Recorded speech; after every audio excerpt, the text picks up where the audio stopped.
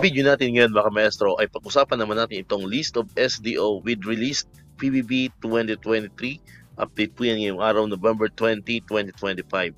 Ayan, good news nga po mga maestro kasi meron na pong ilang mga SDO na natanggap na po nila ang kanilang DepEd PBB 2023. Ayan, so ang source po ng information na ipapamahagi po natin ngayong araw ay walang iba kundi si Ma'am Sheila Lim Manuel. Ayan, so shout out po and credits po kay Ma'am Sheila.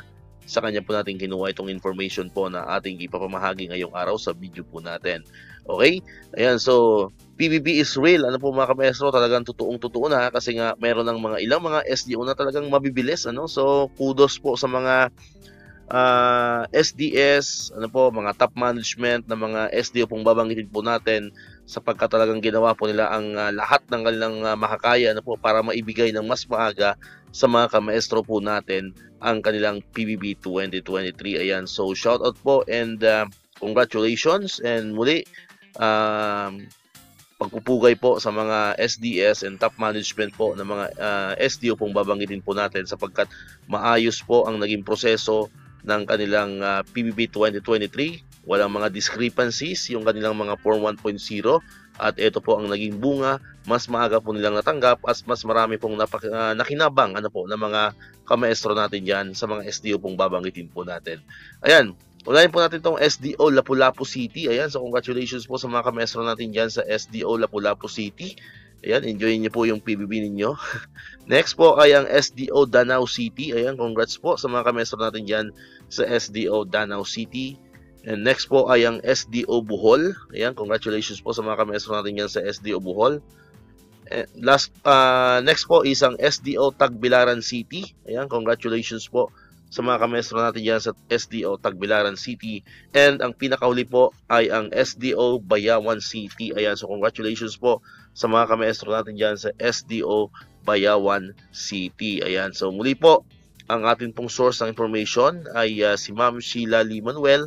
Ayan, kung meron po pong mga SDO ano, na narelasan na rin or natanggap na rin ang kanilang PBB 2023, pwede po kayo mag-comment dyan sa comment section po natin ano, para sa next video po natin ay maisasama na po natin ang inyong mga SDO. Ayan, so free naman po kayo mag-comment dyan. Ano po?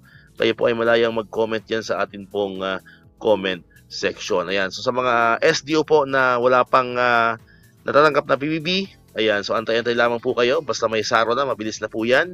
Ayan, so sa mga SDO naman na wala pang balita sa kanilang Form 1.0, ayan, yan po ay medyo nakakalungkot kasi mahuhuli na po kayo, ano po mga kamaestro, kasi kung hanggang ngayon po ay November 20, ayan, so kung wala pa rin po kayong hindi pa rin ayos ang inyong Form 1.0, abay baka abutin na po ng Disyembre ano po ang inyong PBB bago ninyong matanggap.